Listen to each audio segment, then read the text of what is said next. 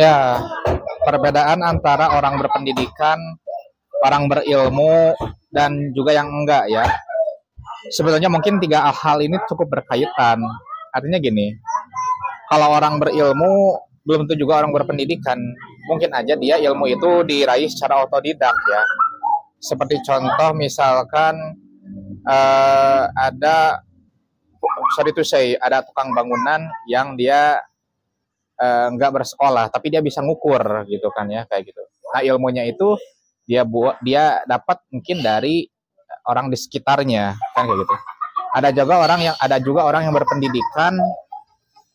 Ya kalau orang yang berpendidikan ya berpendidikan yang dia sekolah dari SD sampai selesai dan juga sampai kuliah. Dia sebenarnya mungkin sangat ya pasti dapat ilmu, tetapi ilmu itu bisa keserap sama dia atau enggak gitu kan. Nah, ada lagi orang yang berwawasan. Orang yang berwawasan ini bisa jadi dia tidak berpendidikan tapi dia tetap punya ilmu. Jadi ilmu itu banyak banget ya definisinya, banyak banget pandangannya. Ya ilmu itu nggak hanya ilmu formal tapi juga ilmu non formal. Nah, wawasan ini bisa jadi berasal dari ilmu non formal, bisa juga ilmu formal. Dalam artian gini ya, misalkan gue contohnya itu dari politik, karena gue itu kuliah politik ya. Ada yang disebut dengan idealis, ada yang disebut dengan realis. Nah, idealis dan realisnya itu ya wawasan kayak gitu. Ilmunya adalah ilmu politik.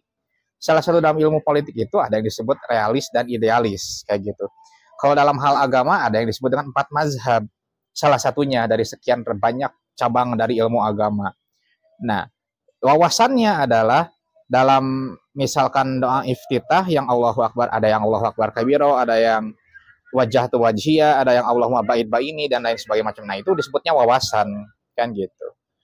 Nah, banyak banget bedanya antara orang berilmu, orang yang berpendidikan, dan orang yang berwawasan dan orang yang enggak.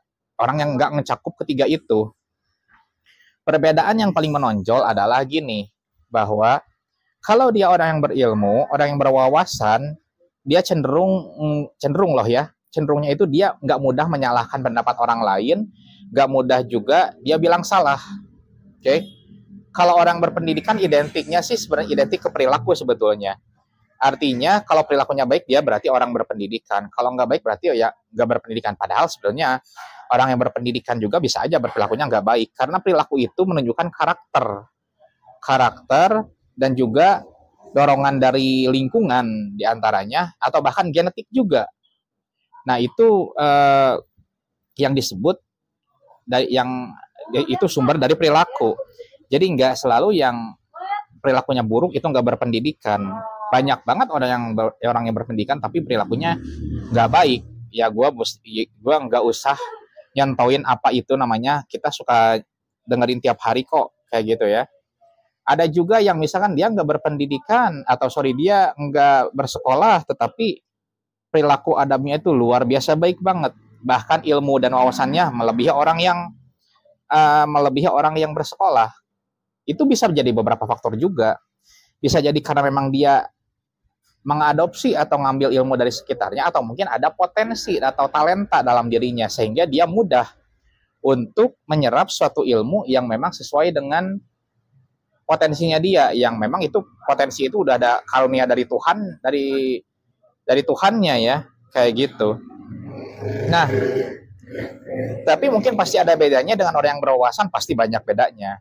Kalau kita misalkan ada orang yang potensinya itu luar biasa, bahkan itu saya mungkin dia lulusan SMP atau SMA, bisa lebih pintar dalam hal bangunan misalnya dari orang yang kuliah bahkan dari universitas terkenal, ya karena itu kan dia punya potensi. Tapi potensi itu terkadang cenderungnya kalau tidak dibarengi dengan ilmu, tidak dibarengi oleh wawasan, akhirnya dia menjadi kaku. Kakunya dalam artian yang dia tahu cuma segitu doang, kayak gitu ya. Sementara yang punya wawasan, punya ilmu, berpendidikan, seharusnya dia itu lebih fleksibel, lebih bisa menerima pemikiran orang lain dan tidak mudah menyalahkan. Tetapi antara orang berilmu dan orang berilmu, gue bilang adalah sebuah dinamika kalau misalkan berbeda pendapat. Jadi makanya nggak salah juga dalam satu keterangan, meskipun ini keterangan atau hadisnya itu dhaif atau lemah ya perbedaan itu rahmat ya, karena memang si A punya pemikiran sekian, si B punya pemikiran demikian, sehingga akhirnya sharing, dan itu menjadi sharingnya itu jadi ilmu baru buat orang lain atau bahkan buat diri mereka sendiri. Nah itu yang disebut rahmatnya itu di situ. Nah yang jadi celakanya itu ini nih, yang nggak punya ketiga ini, nggak punya pendidikan, nggak berilmu, nggak ada wawasan, ini perilakunya loh ya bisa lebih dari ketiga ini, alias so tahu. Kalau dalam bahasa Sundanya itu sotoy, atau so taunya tuh luar biasa banget, lebih dari orang yang so tahu. Dan sorry to say, dalam realitanya yang gue temui adalah di kota gue seenggaknya itu dalam bidang agama ya, orang yang baru di majelis taklim sehari seolah-olah bisa ngalahin kiai gitu ya, kayak gitu. Orang yang baru belajar atau orang yang baru bisa nyetak bata satu seolah-olah ilmunya udah ngelebihin insinyur kayak gitu. Orang yang baru bisa bangun satu rumah seolah-olah ngalahin developer kayak gitu. Orang developer yang sorry itu saya nggak punya basic terhadap bangunan, karena dia berhasil bikin perumahan lebih dari teknik sipil misalkan kayak gitu, dan selain sebagai macamnya ya, sehingga itu gila sih berhadapan dengan orang kayak gitu ya. Ya nggak salah juga, gue teringat dengan pesan dari ulama sufi atau ulama tasawuf ya, kalau lu ketemu orang bodoh ya diam aja dengan gitu ya. Karena kalau lu ketemu sama orang bodoh, mau lu 1001 alasan juga, mau lu 1001 sumber juga, tetap gak akan bisa nerima. Dia tetap dengan kebodohan mereka bersikukuh dengan pendapat mereka seolah-olah mereka paling benar gitu ya. Apalagi yang lebih parah ini, karena merasa dia kaya, merasa dia banyak uang, seolah-olah berarti dia sukses, berarti dia benar, berarti dia berilmu. Padahal nggak segitu juga. Banyak banget yang sebenarnya nggak begitu berilmu, bahkan nggak begitu pinter. Dia lebih kaya dari orang yang sorry itu saya yang pinter banget, yang berilmu banget, yang berwawasan banget ya, karena memang itu udah takdirnya dia gitu. Cuman yang di kita itu sempitnya adalah, oh gue kaya, oh gue punya uang, gue bisa cari uang, berarti gue bener, berarti gue berilmu, berarti gue pinter. Itu emang logika sederhana, tapi itu kan nggak semua kayak gitu juga gitu kan.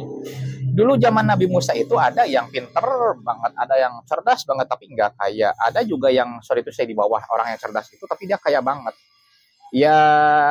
Kalau nggak salah yang menurut sumber gua baca adalah ya, sampaikan aja ke umatmu Musa kayak katanya gitu ya, untuk menunjukkan bahwa ini rezekinya hak prerogatifku kata Tuhan kan kayak gitu. Jadi nggak selalu kekayaan harta itu berdasar dari kecerdasan, dari ilmu, dari wawasan, atau bahkan dari pendidikan, nggak selalu. Tapi karena memang ya Tuhan udah nakdirin lu jadi kaya, bisa aja. Tapi mungkin gak itu dari usaha lu? Ya sangat mungkin banget. Itu dari usaha lu bisa jadi kaya ya, it's okay. Kayak gitu. Tapi jangan sampai menyandarkan bahwa oh gua banyak uang berarti gua bener, berarti pendidikan gua bener, enggak juga. Apalagi ini kalau dalam bidang agama ya. Oh gue ikut majelis taklim berarti gue ini benar, berarti gue pun tahu ilmu agamanya. Enggak tentu. Ilmu agama itu, sudut pandang ilmu agama itu luas banget gitu kan. Ilmu agama itu kalau misalkan lu sebagai mustami atau pendengar dibanding dengan pemuka agama itu sangat beda banget. Karena apa? Karena pemuka agama itu dia baca dari kitab langsung ya, Arab gundul lagi, okay? Disampaikan ke mustami atau ke audiens dengan bahasa, dengan penyampaian, bahkan dengan materi yang mungkin bisa diserap sama audiens.